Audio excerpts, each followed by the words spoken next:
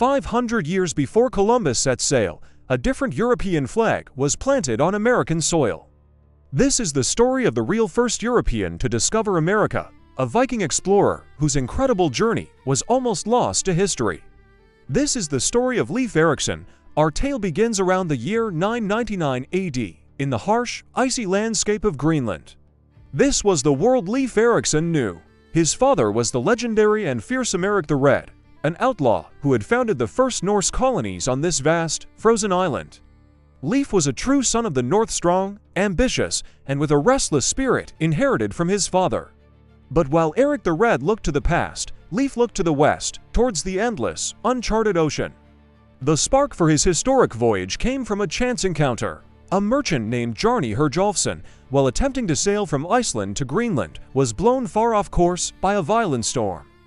For days, he was lost in a thick fog. When the skies finally cleared, Bjarni found himself staring at a coastline he didn't recognize. It was a land of rolling hills covered in dense forests, completely unlike the barren shores of Greenland. Cautious and eager to reach his destination, Bjarni didn't go ashore. He simply mapped the coastline from a distance before turning his ship back towards Greenland.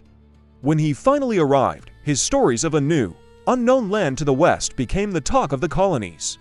Most dismissed them as tall tales, the ramblings of a storm-tossed sailor. But not Leif Erikson. For him, Bjarni's account was not a fantasy, but a challenge.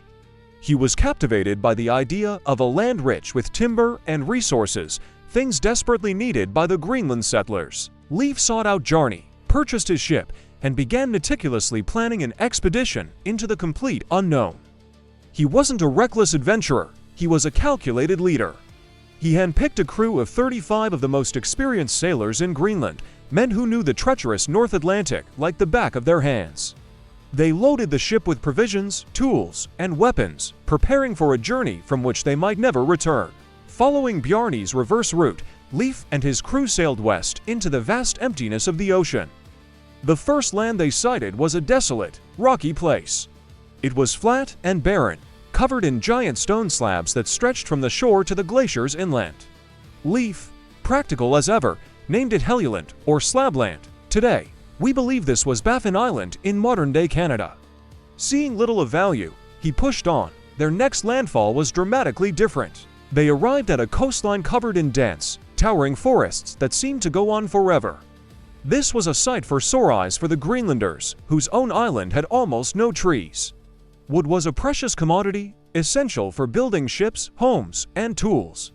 Leif recognized the immense value of this discovery and named the region Markland, or Forest Land. This is now thought to be the coast of Labrador. While a remarkable find, Leif felt a pull to continue southward, believing even greater discoveries lay ahead. And he was right. Sailing further south, they finally reached a land that seemed like paradise. It was around the year 1001 AD. The climate was mild, a stark contrast to the bitter cold of Greenland. The rivers were teeming with the largest salmon they had ever seen. The meadows were lush and green, perfect for grazing livestock. But the most astonishing discovery was found deeper inland. As his men explored, they came across vines laden with wild grapes, something they had only heard about in stories from southern Europe. The crew was ecstatic. To them, this was a land of unbelievable abundance.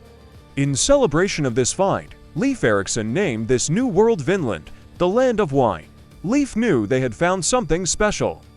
He ordered his crew to establish a base camp, a small settlement where they could spend the winter and prepare for the return journey. They built a longhouse and several smaller huts, creating a small but sturdy foothold in this new world.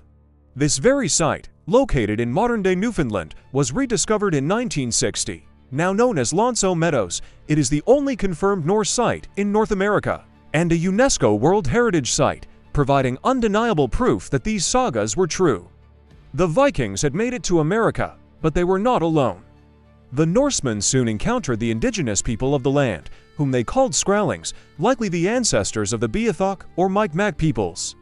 Initially, relations were peaceful. The Vikings, fascinated by the natives' furs, were eager to trade.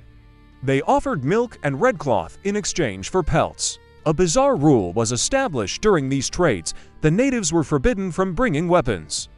Things went smoothly at first, but the cultural gap was immense, and trust was fragile. The peace was shattered during a later expedition led by Leif's brother, Thorvald. A skirmish broke out, and Thorvald was fatally wounded by an arrow, becoming the first European known to be buried in American soil.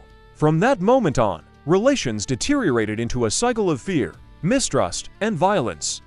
The Skraelings, though initially intimidated by the Vikings' iron weapons, had the home field advantage and vastly superior numbers. They launched coordinated attacks on the small Norse encampments, making it clear that the Vikings were not welcome. Despite the land's riches, the dream of a permanent settlement began to crumble under the weight of constant conflict. The final nail in the coffin came from within. Leif's half-sister, Freydis daughter, led one of the last expeditions. She was as ruthless as her father, Eric the Red. According to the Sagas, she tricked her partners, two Icelandic brothers, and had them and their entire party murdered in a dispute over resources, even killing the woman herself when her men hesitated. This brutal act of betrayal and murder sent shockwaves through the Greenland colony and effectively ended any further attempts to colonize Vinland. The risks were too great, the rewards too hard-won. The dream of a Norse America was over. The Vikings sailed away, and the knowledge of Vinland faded from a grand discovery into a mere family story, passed down through generations in the Icelandic sagas. For 500 years, the tale of a Western paradise was considered little more than a myth, a fantastical legend. The rest of Europe remained completely unaware that a continent lay across the Atlantic. It wasn't until archaeologists Helge and Ingstein uncovered the turf walls of the Longhouse at Meadows in 1960 that the world finally had concrete proof. The sagas were not myths, they were history. Leif Erikson and his small band of Vikings were the true first European discoverers of America. Their short-lived presence was a remarkable chapter in human exploration, a story of courage, conflict, and a secret kept for half a millennium. Thanks for watching. If you enjoyed this journey back in time, be sure to hit that like button and subscribe for more hidden histories. Let us know in the comments what other historical mysteries you'd like us to explore. See you next time.